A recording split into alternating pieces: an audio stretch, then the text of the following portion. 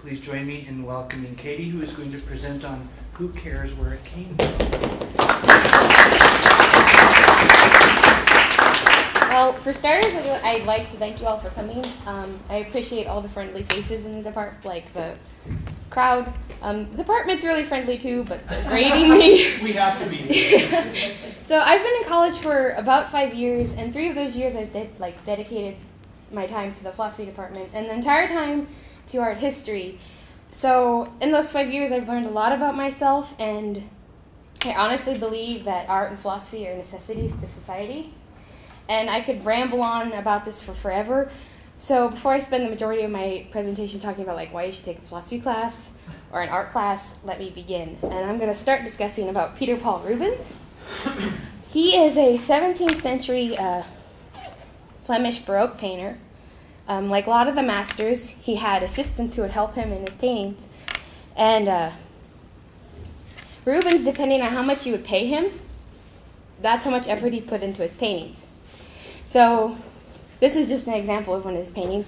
But for a certain amount, he would paint, for example, a face of an important individual in a painting, and his assistants would do the rest. But works like Rubens are nowadays considered to be authentic, and this is chiefly because he was upfront about what he was doing. Him and his assistants were not committing crimes of forgery, but Ken Perenni is a modern-day forger. He is noted for forging a lot of different artists. And he would actually, when he'd complete a painting, he'd go to a museum with his painting, and he'd act dumb. He'd walk in, and he'd be like, I found this at a garage sale. I don't know what it's worth. Could you tell me? And he'd let them assume. So this is a Buttersworth painting, a style that Ken Perenni is really good at forging. And here's another example, but this is actually the forgery. And Buttersworth is known for maritime scenes. There's a lot of intense detail, and they're dramatic looking. So there are reasons for wanting to determine the distinction between authentic works and forged works, such as historical, moral, and monetary, but I'm not interested in discussing these. In fact, this isn't the point of my paper at all, or my presentation. What I'm interested in discussing is the visual qualities of a work of art, because these seem to be unique to a painting, so this must be what's important when it comes to evaluating a work of art. But Dennis Dutton, a gentleman who's he was fairly prolific in the world of art. He's a philosopher of art. He would not agree with this. He believes that there's more to experiencing art than responding to the surface, the visual qualities. He thinks you need to understand the artistry that also goes into the painting. So Dutton believes that all arts are creative and represent a type of performance. And this is a quote by Dutton. It says, "It can be argued that every work of art, every painting, statue, novel, symphony, ballet, as well as every rendition of a piece of music, every reading of a poem, or production of a play involves an element of performance." So when Dutton is speaking of performance, he has in mind an element of human activity. And a non-art example of this would be how I as a student perform on an exam. So of course, how I perform on my exam would have some correlation with my quality of the work throughout the semester.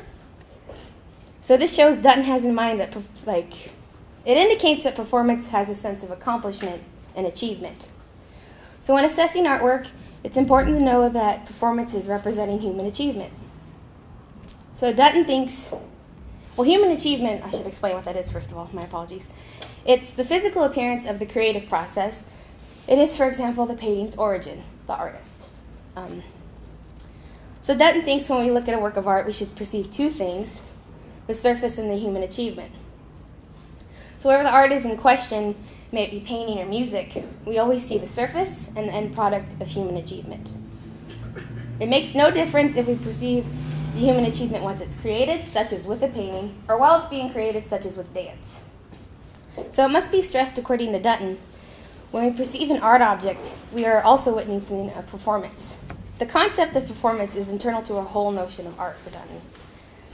So it does not matter when we perceive the artist's performance, we still recognize the human agency at work. And there are two examples for this, that of a violinist and a painter.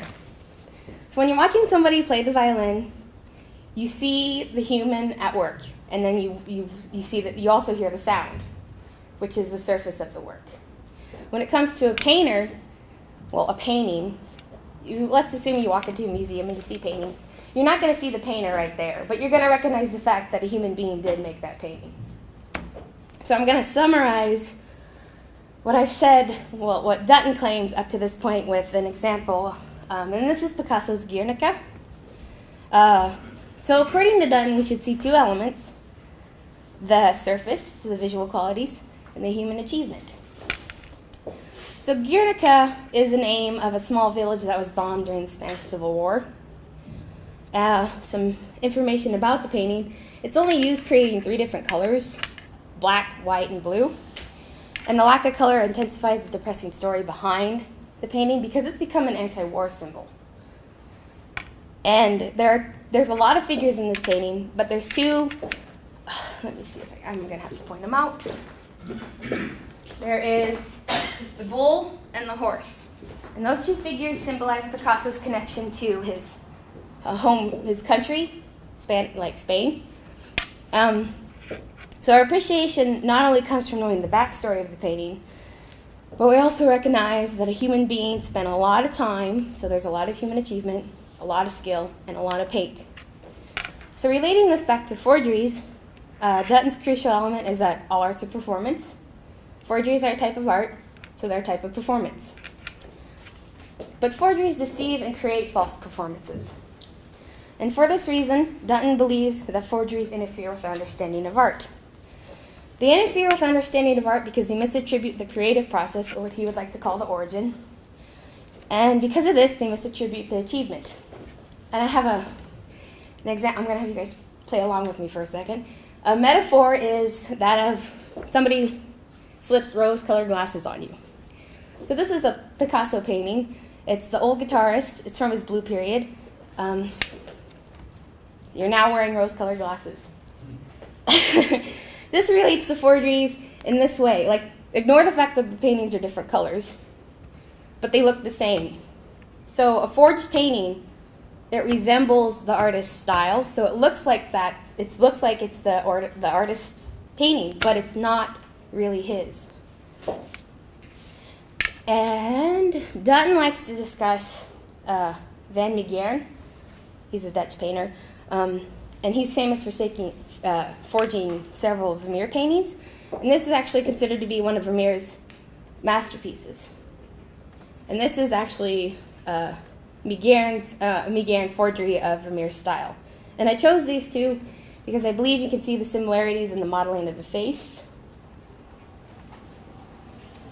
And so forgeries like the Van Meegeren example, they misrepresent artistic performances, and this is how forgeries betray us. And this isn't to say that forgeries don't have any achievement at all. It's just that the achievement of Van Meegeren is not as notable as the achievement of Vermeer. So in summary, what Dutton is claiming is that performance is intrinsic to our understanding of art. And when I say something's intrinsic, it's good for its own sake. A good example of this is happiness. So performance is intrinsic to our understanding of art because its emphasis is placed on art to be, at least in part, a type of performance. So art is a representation of human ability. It's not just the appreciation of the work's surface. And to understand art, in part, is to understand the creative process, or like Dutton likes to call, the origin. And Dutton claims it must be stressed that our interest in origins, the possibility or actuality of human achievement, always goes hand in hand with our interest in the work of art as a visual, verbal, or oral surface. Now, an obvious objection to this is that you should focus mainly on the surface of the work. And out of all the values associated with art, such as monetary, historical, and moral, only one of these is really distinctive. And this is referred to as aesthetic value.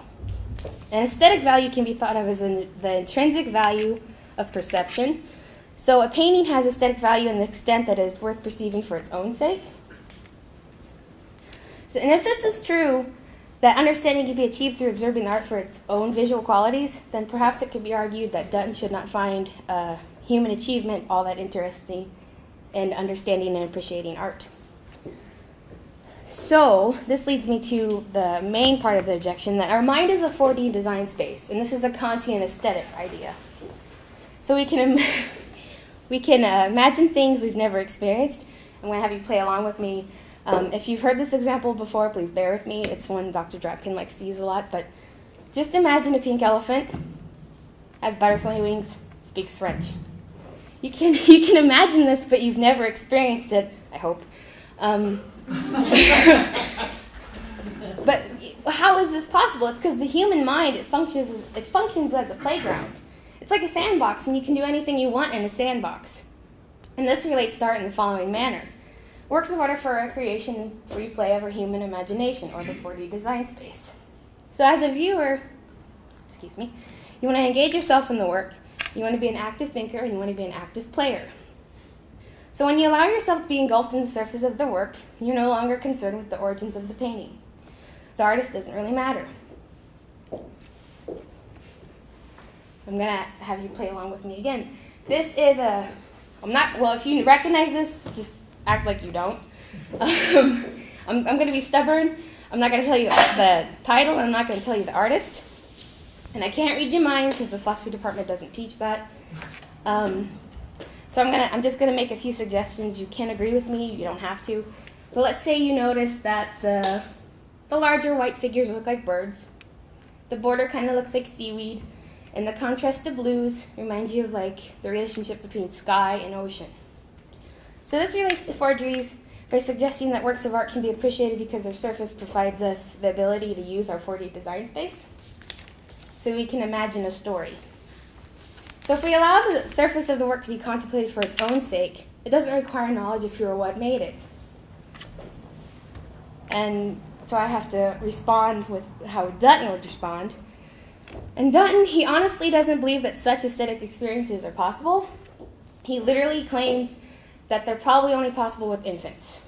And this is because when you mature and you get older, you care about how things are made. You like to know something was well done. And we admire something for being well done.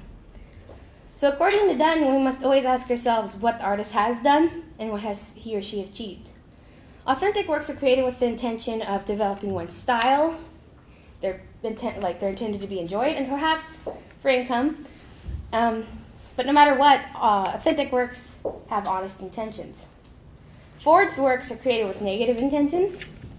They're deceitful, and in some cases, such as the Van Meegeren example, he was forging paintings because art critics during his time did not like his own work. So he started forging Vermeers, kind of to shove it in their face, like, look what I can do. So I'm going to go back to this work of art, and this is called Polynesia the Sky. It is by an artist called Henri Matisse. He's a very well-known Fauves painter, or Fauves, excuse me. Just in case you don't recognize any of his works, this is one of his most famous. It's Madame Matisse with the green stripe. So this is what he used to do. Let's go back to this. But in 1941, Matisse was diagnosed with cancer, and he had to get surgery, and his surgery left him wheelchair-bound.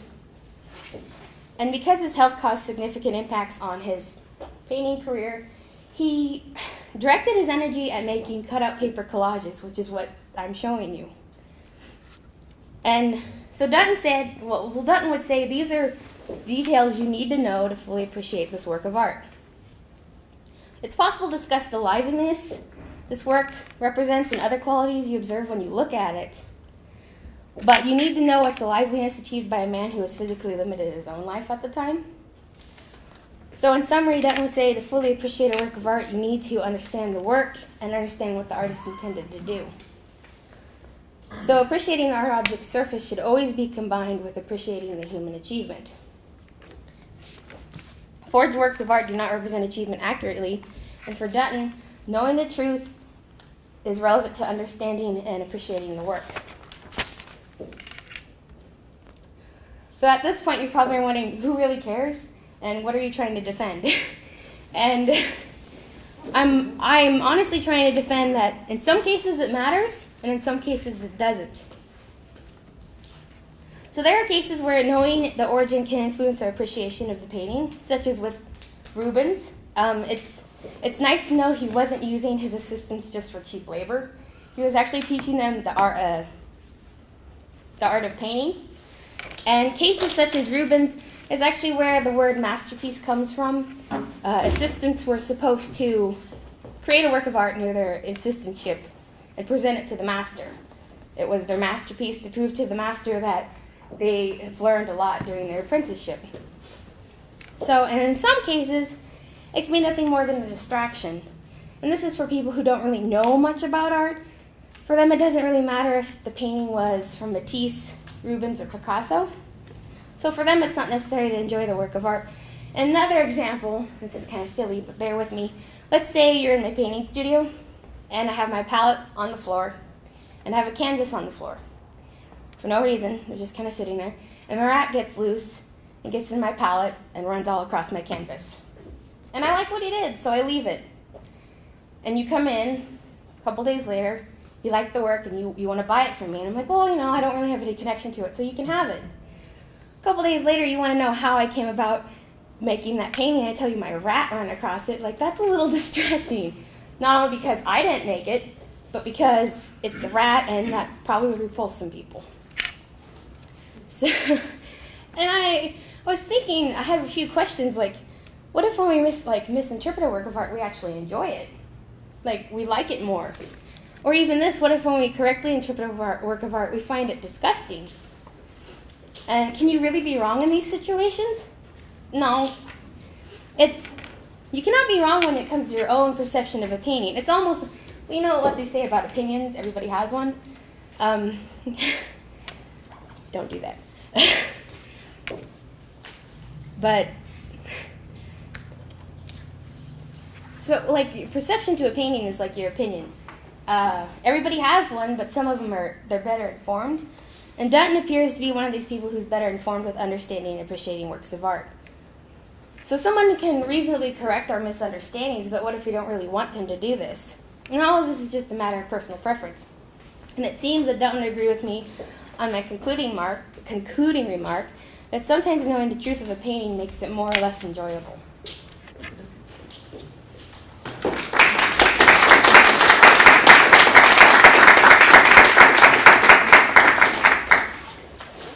So, questions, comments for Katie?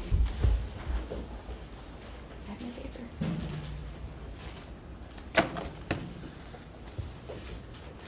Go. Oh, Curtis? So how do we know these frauds have negative motivations? Because they always seem to be doing them just to make money. That would be the number one reason. But what about somebody that says, hey, I'm such a good painter that I can paint just like this guy that's brilliant, and nobody will know the difference, and that's pretty cool. You're still gaining a profit. Like, you're bragging about it. Like, you want to be noticed for being able to paint like that. So it's But not... isn't everybody self-driven motivation? And isn't that why people paint? To be noticed or to make money?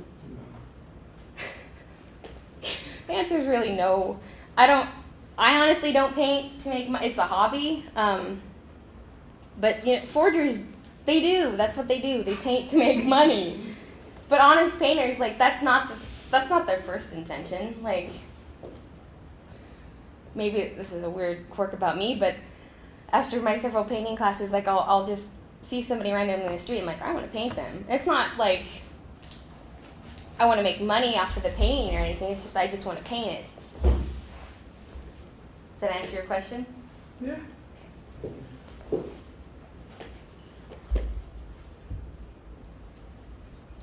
So how come most artists are starving? Because they're not making money. Their interpretations are not compelling.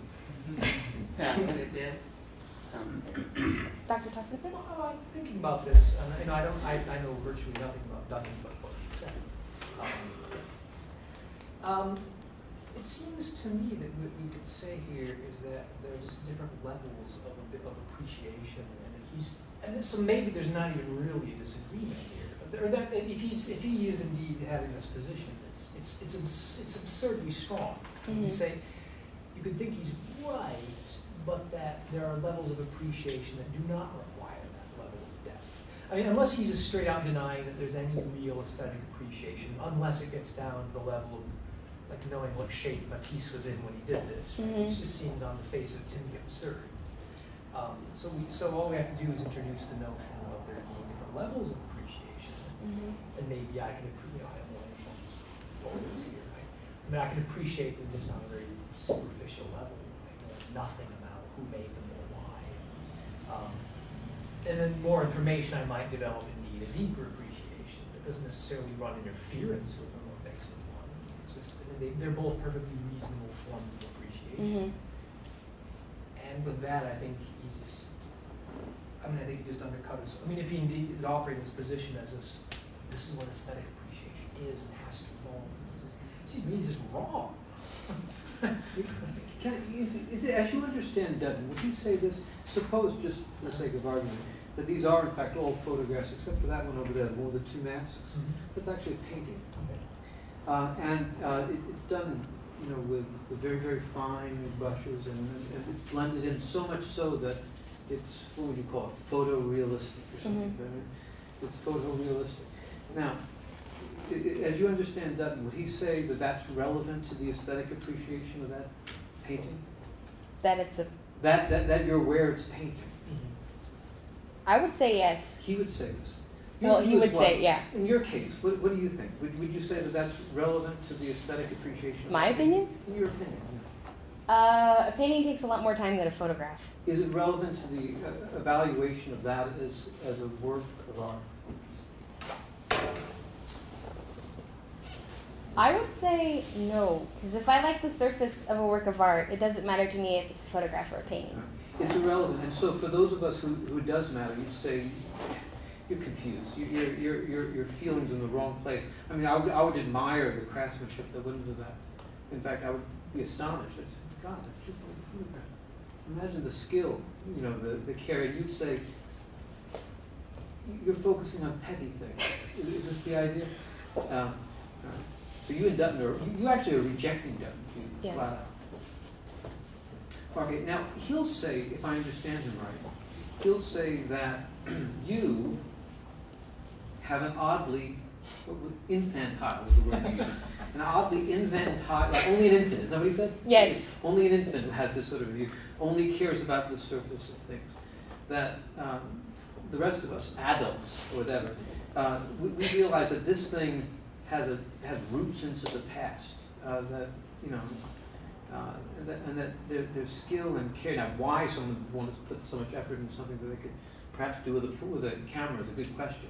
That aside, people do these things though, and we wonder and admire it. You'd say, what would you say? Actually, I'm fishing now for. If you like the surface of the work for your own reasons, it doesn't matter if it's a painting or a photograph or how much time somebody put into it. And when you like the time that people put into it and the skill, you would say, oh. Well, I don't think it's petty. It's just that's not what I'm focusing on. Well, what about a case where somebody, occasionally I've been talked into liking something I didn't like before. NPR had a series of great pianists of the 20th century, and I never liked, I don't know if I said his name right, Debussy. I never liked him, and I got talked into liking him by the guy who was doing, he was explaining to me what I should be listening for, what Debussy was trying to accomplish, what he was trying to communicate with his music, and now I like it. Does that seem, what about cases like that? It seems to suggest that understanding what the artist is trying to communicate is essential, and sometimes to the appreciation or the aesthetic experience, if that's aesthetic experience. So you want to know if that's So does that count in favor of Dutton if that really happens? that you can be talked into appreciating something? Yeah. Does that count against your view? I'm not sure I understand. I don't know if I can honestly answer that, actually. I'm thinking on it, though. So you're wanting to know if Dutton would agree with that? Well, Or it's- disagree? the example seems to suggest that knowing what what the artist is trying to communicate is important, and not just the surface. The surface left me cold, but then when someone told me about what he was trying to make happen. what Oh, he so was the trying to artist is talking communicate. about the work. Yeah, so that Okay. so Okay. that art was a medium, really, for the artist's expression, and until I knew what he was trying to express, I didn't appreciate it. Yeah. So that it wasn't the surface left me cold. It probably always would have. And so it seems like it's not just the surface. For Dutton, he would say it's a relationship between the surface and what the artist Uh-huh. intended. So Dutton would agree with that. Yeah. That it's possible. I don't know if we agree that it's possible you talked into something, but once you know the artist's intentions, you can appreciate the surface, and it's a relationship between the two.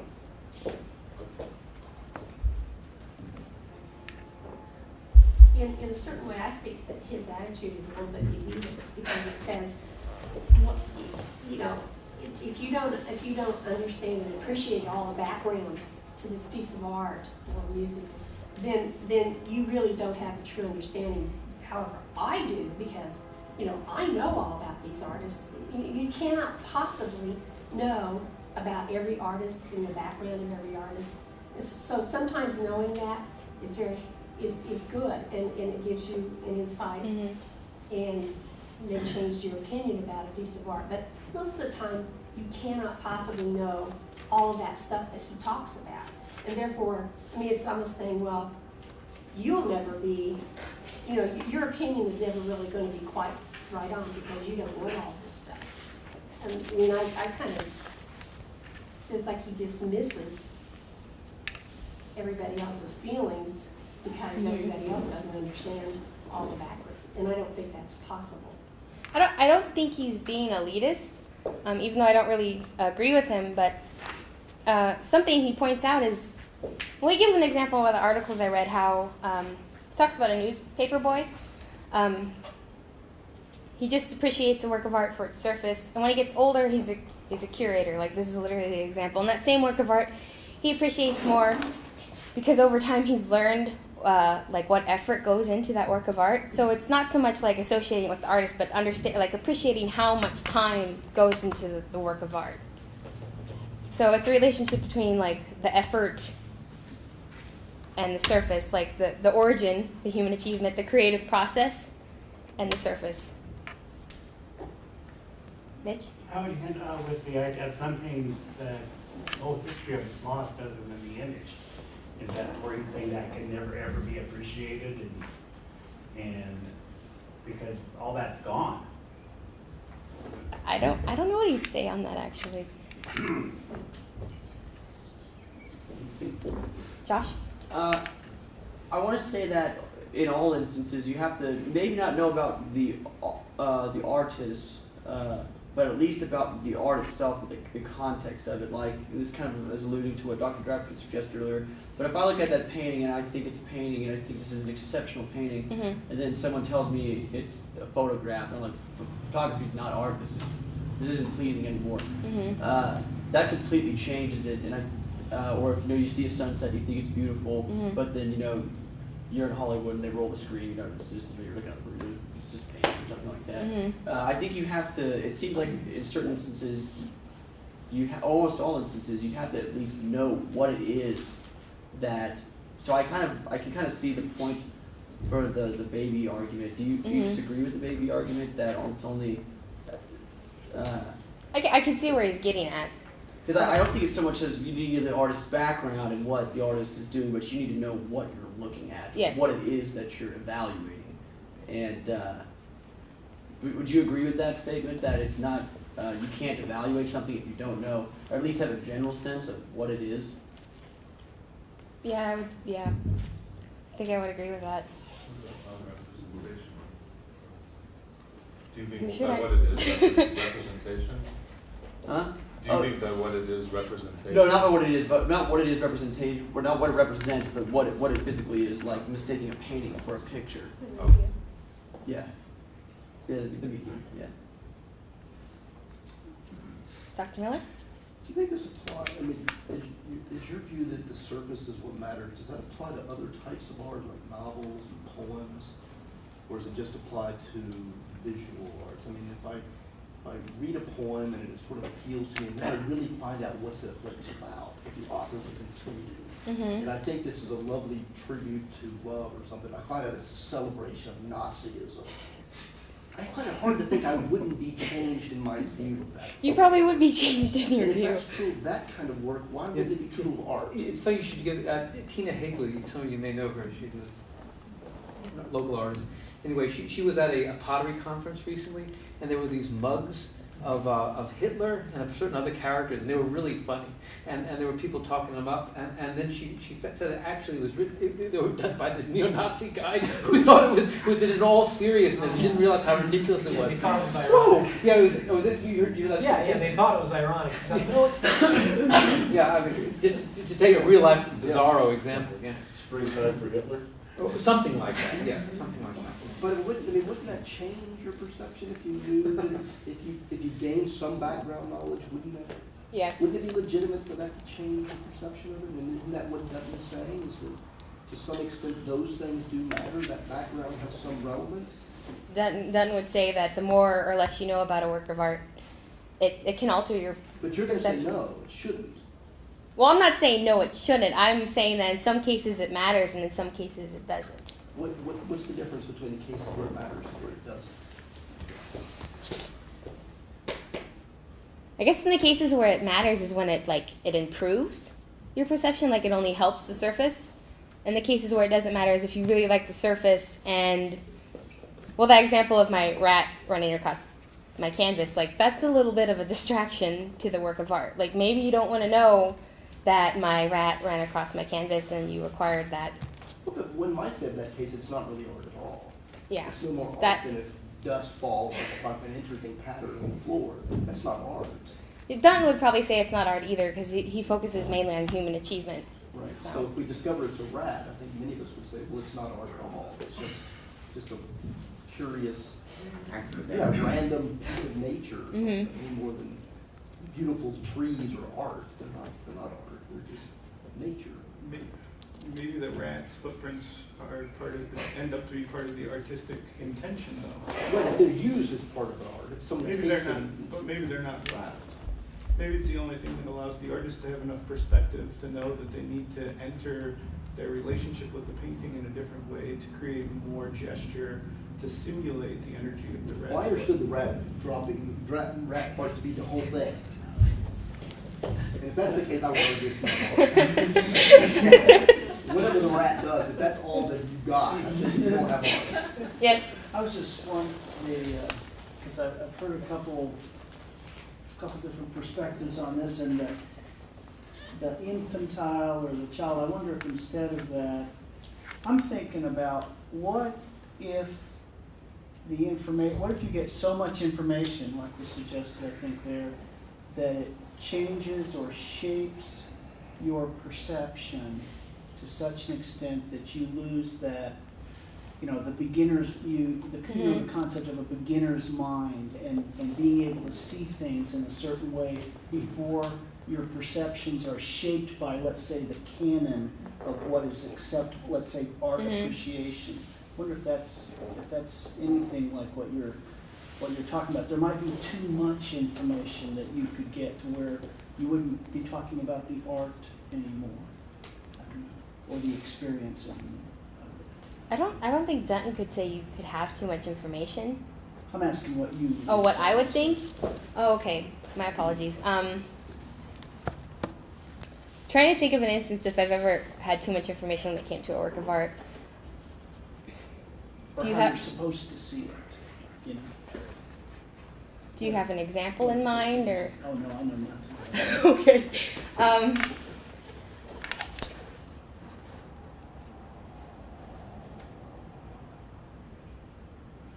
I'm having a hard time thinking of an example, but you're asking it Yeah, it's probably just. if too much information. I mean, are we talking about like, do I need to know the molecular composition of paint? Is that what we're talking about? I mean, Or or these are appreciated and these, they fit certain standards of appreciation and this is what you should be able to appreciate, rather than coming to it with a fresher perspective and, oh, I like that. So you're comparing it to somebody who just is new to a painting and somebody who knows a lot about the painting? Or new to the, let's say without, so how much context might be too much context? Honestly, I don't think you can have too much information when it comes to. Let's say if the context we're talking about are other people's opinions or views of what that painting represents, let's say. I guess that would matter if you agreed or disagreed with their views of the work of art. If I that. don't know, it's probably best. Well, it's maybe the idea like looking at a painting from some culture, like looking at Chinese painting or something. I know a little bit about Western painting, but my knowledge of Chinese painting is pretty well non-existent. But I mean, when I look at it, I mean, a Chinese person raised in that culture would get all kinds of context that I'm just not going to have. And we might have very different responses because of that. I mean, is that the kind of thing we're thinking about? Sometimes there's just like an accepted canon of ways to think about certain things. And within art, there also is. Right, so innovation, the Impressionists weren't accepted when they started painting like that. Can you see it in a how long can you continue seeing it in your own way or in a fresh way without your perception just being pretty much given to you by what the canon of that type of painting, that type of material, that type of approach tells you is going on. I don't know. I'm gonna make a comment. I never had appreciation for three-dimensional works like I had for two-dimensional. However, when I saw some of Bernini's beautiful, awesome sculptures in Rome, the real deal, not color plates, I was never a 3D person and I could not do anything but just absolutely absorb every angle possible. You know, and I listened to all of this over a 40-year marriage. And, okay, whatever, yeah. And I saw it, and it was like a Rorschach. Or I don't even know if it was like a Rorschach. I've listened to historicism, yada, yada, yada. And it really was unbelievable. I wouldn't be able to really aptly describe the reaction. I mean, it was so masterful. So in that case, that example, the context, the history, the background had nothing to do with your authentic response to the art, Yeah. which I think is central to Katie's thesis, is that knowing the canon, being deeply vested in all of those aspects that become art, should not compromise that authentic initial response to the art. That's kind of what I want to take away from your presentation. I kind of have a personal experience with this. Like, I've studied art history for a while, and I've seen, like, the terracotta warriors in a textbook. Like, I've seen the picture, and I know a little bit about it, and when I actually went to China and I saw it in person, like, I completely forgot everything I learned about, well, I shouldn't say I completely forgot everything I learned about it, but it didn't matter because when I experienced the art in person, it was just kind of like, whoa, this is really cool. So I was responding to the surface of the work. Yeah, but having known lots about it, I mean, you're not pretending that when you went to, you saw those terracotta warriors, you know that some crazy old king had these things made up and, buried them, right? I mean, you have all sorts of background, and presumably you know something about how you can make sculpture. You may not be a sculptor yourself. I mean, the labor, probably not labor of love, the labor of oppression that was involved in that was probably astonishing, and you knew all that. Mm-hmm. So what you're witnessing to is that sculpture in person, or whatever you call it, is completely different from sculpture in textbook. Mm-hmm. Well, yeah, sure. Which kind of brings me, the point I had earlier is just kind of picking up on this. I I mean, could it be that you and Dutton are just talking about different things? I mean, you're talking about one kind of experience, he's talking about another. You could both be right. That could be a possibility. So is it the case that your appreciation of particular works of art has not changed since you're now an art major? I mean, doesn't that background, that extensive knowledge that you have, give you a deeper appreciation of things than you wouldn't have had before you started? And has it been valuable for your artistic aesthetic sense of works? It probably has, but I'm not really aware of it. Like Dr. Drucker was talking about my like knowing all the information about the Terracotta Warriors, and he's right. Like I know that stuff. So that probably does have some correlation to my experience to the surface of the work of art. Like, so I'm sure it does influence me. I mean, if it doesn't, why are you studying it? If this is going to be I don't know. your aesthetic, what's the point of doing it? Yeah, what if it turns out that you look on the bottom, they all say made in China, right? They were purchased in Missouri at a Walmart or something. It would change things, presumably, significantly. Yeah. However, I was really intransigent. We don't need to go anywhere else. I'm hungry. You know, you want to see Bernini, you know, and I went into it absolutely as an antagonist. And, you know, I was going to like 3D. It couldn't be half as good as what I've heard, yada, yada, you know. And I don't know if it was the aesthetic experience. I had no idea. And I certainly had no real knowledge base. Thea? Other questions? Yeah, okay, so what would Dutton tell me?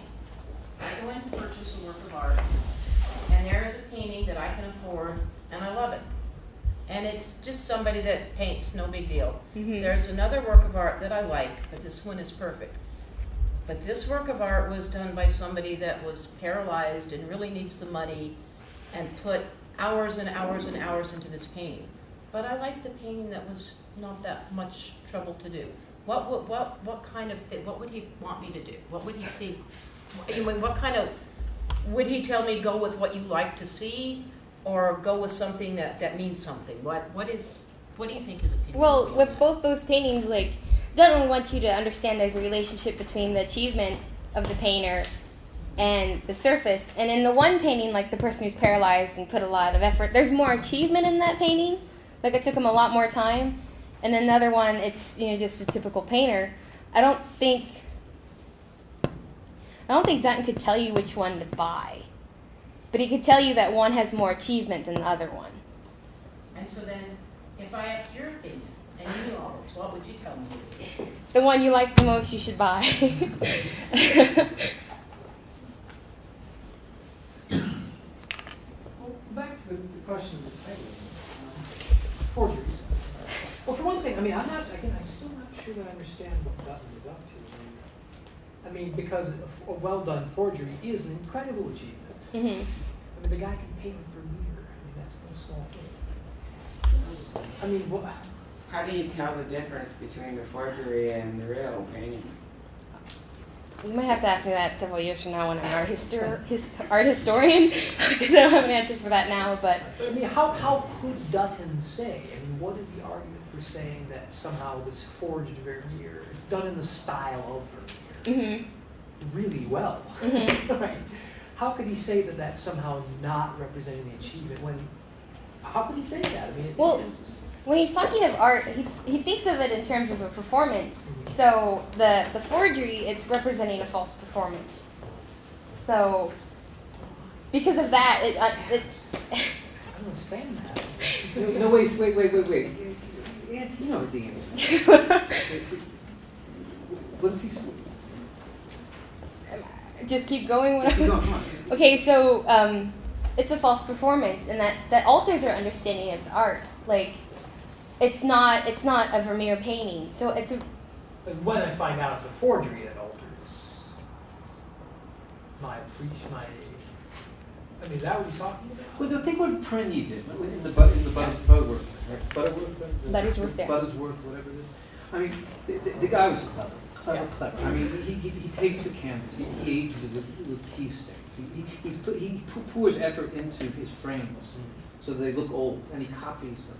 What does he do with the sails? He apparently Butterworth had this characteristic way of The of using detail. very, very, Yeah. very thin, hair-thin brushes to get the lines in the sail. He copies it exactly.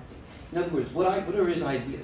What's a Butterworth? He makes a list and studies it exquisitely. Is it an achievement? It's a huge achievement. What has he done? He's pulled off a Butterworth. That's what he's done.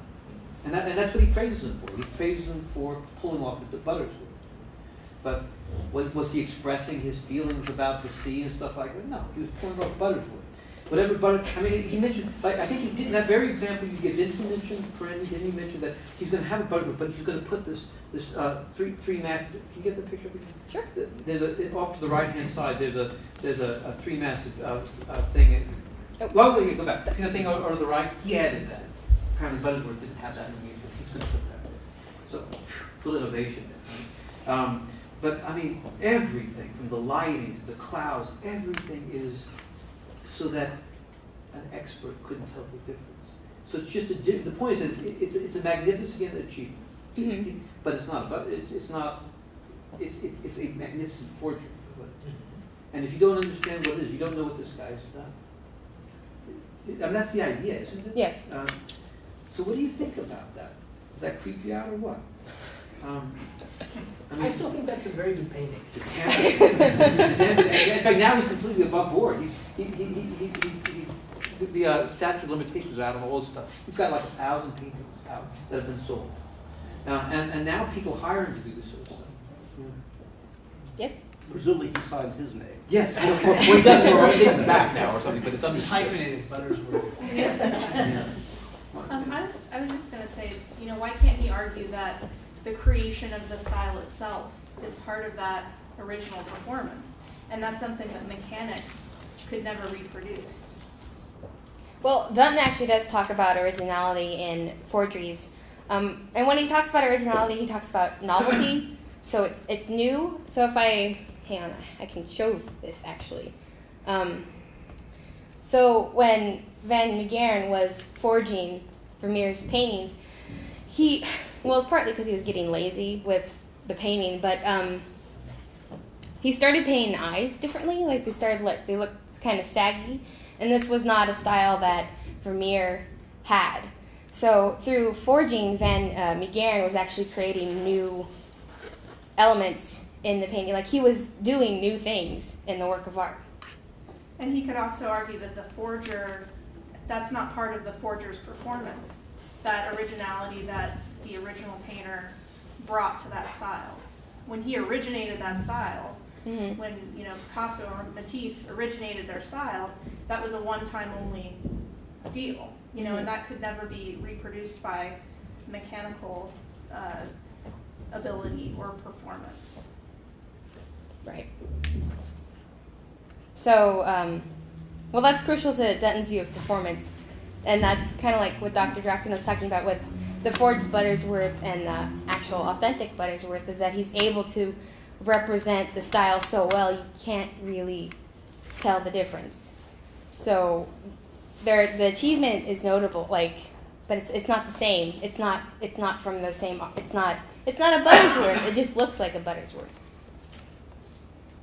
Are you saying that it's inherently better, or it's of more